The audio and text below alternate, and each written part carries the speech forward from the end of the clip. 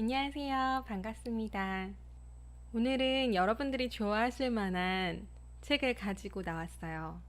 바로 대한민국의 대표 육아 멘토이신 오은영 박사님이 쓰신 책을 가지고 나왔어요. 오은영 박사님은 SBS 우리 아이가 달라졌어요와 60분 부모에서 방송과 강연으로 부모님들에게 가장 신뢰받고 있는 육아의 신, 육아의 멘토로 널리 알려져 있는 분이시죠. 오은영 박사님의 프로를 통해서 저도 정말 많은 도움을 받았었기 때문에 제가 정말 좋아하는 분 중에 한 분이세요.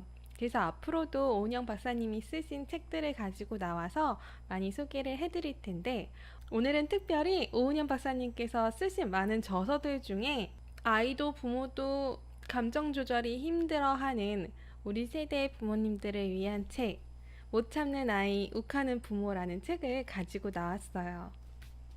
아이들을 키우면서 가장 자주 욱하게 되는 순간은 언제인 것 같으세요? 부모님의 마음은 오늘 할 거 다 하고 열심히 가르치고 싶은 마음이 굴뚝 같은데 세워라 내워라 하면서 공부를 하거나 숙제를 하고 있는 아이들을 볼 때 그런 욱하는 마음이 생길 수도 있을 거고요. 열심히 공들여서 식사를 준비했더니 식사를 제대로 잘 먹지 않거나 씻기 싫어하고 옷을 갈아입지 않으려고 하는 아이들 때문에 욱하게 될 수도 있을 거고요. 동생이랑 잘 놀라고 했더니 놀기는커녕 동생을 괴롭히면서 울리고 있을 때 우리 부모님들은 또 욱하게 될 수도 있을 거예요. 어떤 경우에든 간에 아이들이 조금도 참지 못하거나 공격적이거나 또는 마음대로만 하려고 할 때 부모님들은 결국 욱하는 감정이 터지게 되죠. 하지만 우리 부모님들도 감정적으로 욱하면서 아이들을 키우는 게 부모님 자신에게도 좋지 않고 아이들에게도 좋지 않다라는 거를 잘 알고 있을 거예요. 제가 아는 분 중에 아들이 둘이 있는, 외모도 탤런트 이영애처럼 기품이 있으신 것뿐만 아니라 평소에 말투도 굉장히 고상하고 우아하게 쓰시는 분이셨어요. 그분은 초등학교 선생님이셨는데 언젠가 한번 그분이 아들을 데리고 한글을 가르치는 모습을 봤는데 처음에 시작은 굉장히 우아하게 시작하셨어요. 따라해볼까? 오, 요, 우, 유 이러시더니 점점 소리가 커지는 거예요. 벽을 막 두들기는 소리가 나요.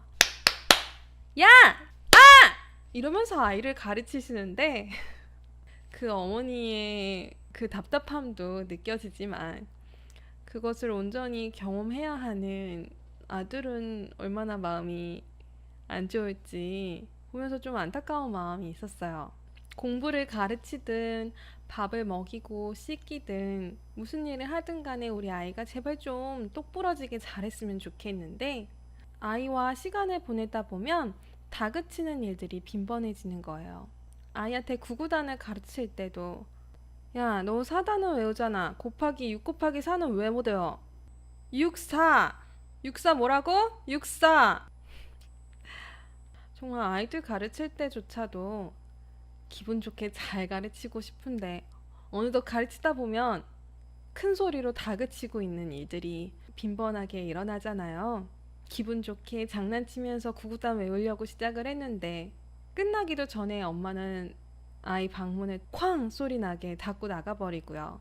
아이를 가르치다가 점점 언성이 높아지고 다그치는 일이 빈번하다면 그건 부모의 기준과 아이의 수준이 맞지 않아서가 대부분이래요.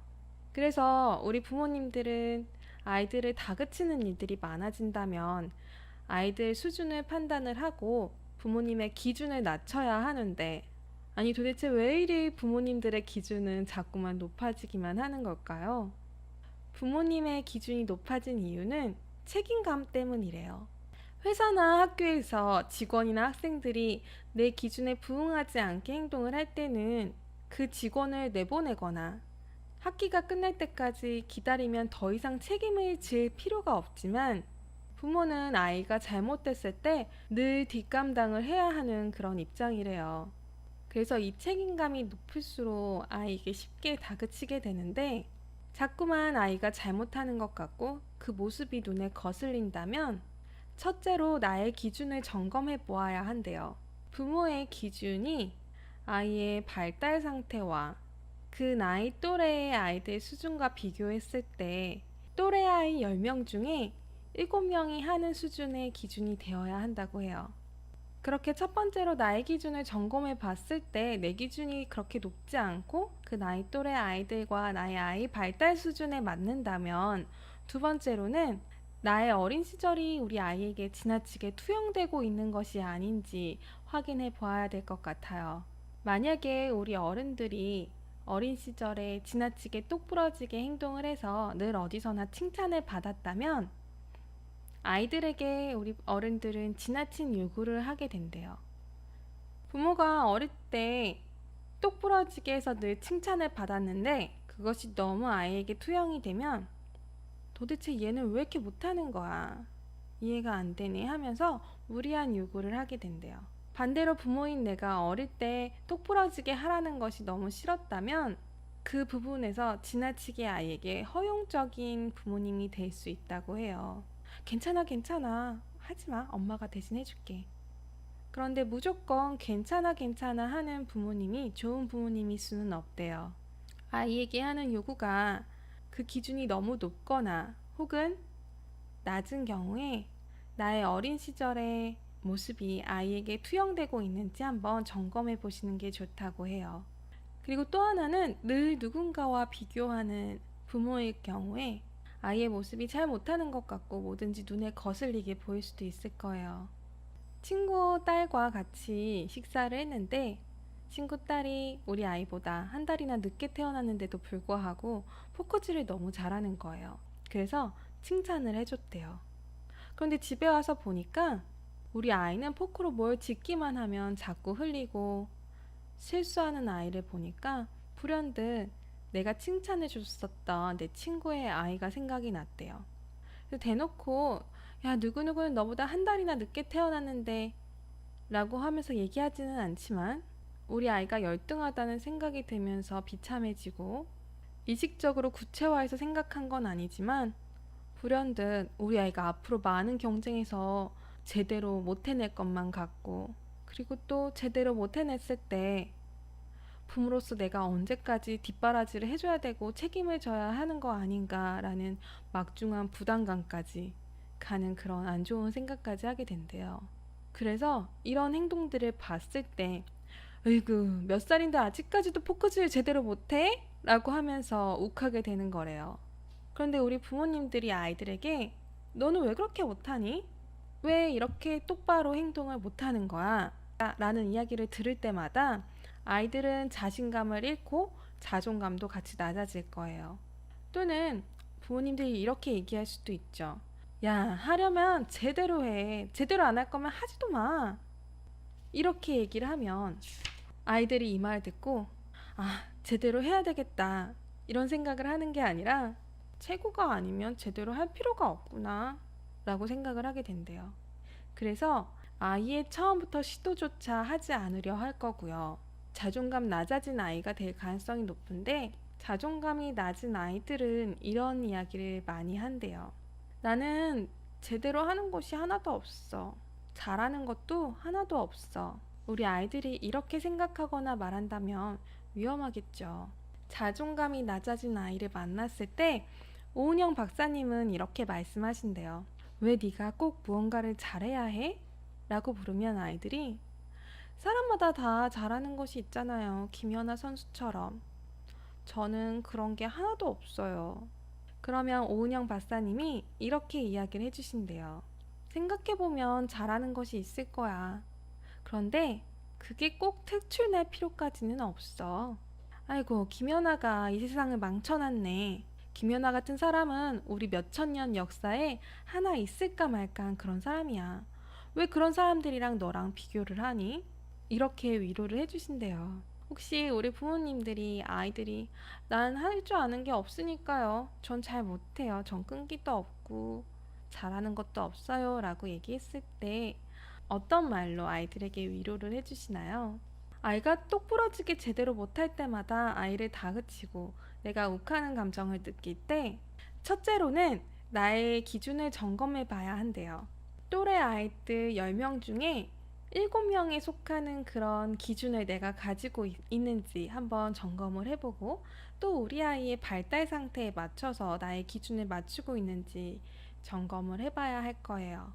만약 내 기준이 높지가 않다면 두 번째로 아이를 점검해 봐야 하는데, 아이가 또래를 잘 따라가지 못하고 있다면 첫째로 내가 지도하는 방식에 문제가 있는 것이 아닌지 확인을 해봐야 할 거고요. 만약 내 기준이 높지 않다면 두 번째로 우리 아이를 점검해 봐야 해요.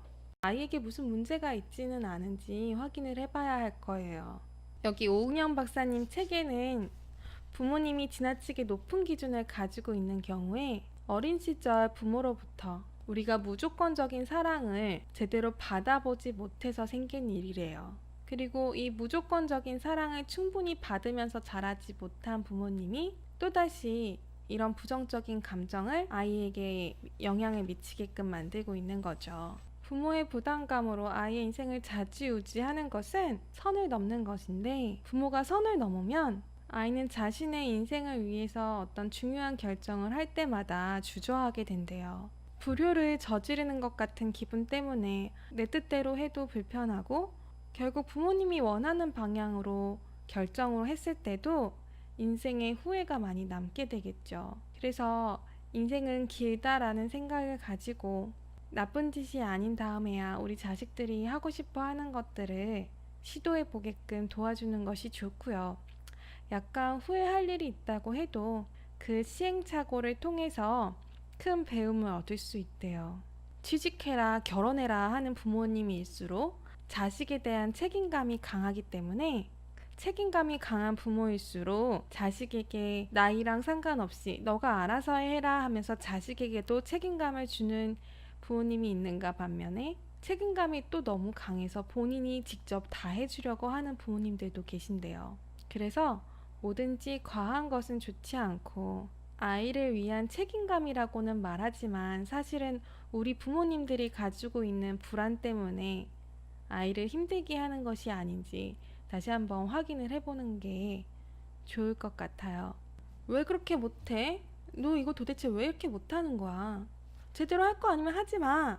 라고 하면서 아이들을 다그치고 안 좋은 부정적인 이야기를 내뱉기보다는 아이의 자존감을 높여주면서 아이를 가르치는 것들이 좋은데, 아이의 자존감을 높이려면 첫째로 부모가 자녀의 능력이나 노력의 결과와 상관없이 무조건적인 사랑을 주어야 해요. 이 무조건적인 사랑에 대해서는 제가 이전에 자녀의 5가지 사랑의 언어에 대해서 충분히 많이 말씀을 드렸던 것 같아요. 두 번째로는 부모가 자녀 수준에 잘 맞추어서 양육하고 있다고 스스로 느껴야 한대요. 아이가 다른 아이들에 비해서 뒤떨어지지 않도록 도와줘야 하는 거죠. 세 번째로는 아이가 한 일에 대해서 충분히 인정을 해주어야 한대요. 이렇게 3가지를 충분하게 잘 해줄 수 있다면 아이는 자존감이 높은 아이로 성장을 하게 될 거라고 해요. 아이들이 말을 잘 듣지 않아서 욱하는 순간마다 아휴, 나도 인간인지라 화를 안 참을 수가 없어요 라고 생각하기보다는 우리 아이들의 자존감을 높여줄 수 있는 지혜롭고 훌륭한 부모님이 되기 위해서 우리 많이 연습하고 공부하면 도움이 되실 거라 생각이 들어요. 오늘도 저랑 함께한 시간이 도움이 되셨다면 좋아요 버튼 눌러주시고, 다음 이야기가 궁금하시면 구독하기 버튼으로 함께 해주시면 정말 감사드리겠습니다. 항상 우리는 아이들에게 사랑을 넘치게 주는 그런 부모가 될 거예요. 감사합니다.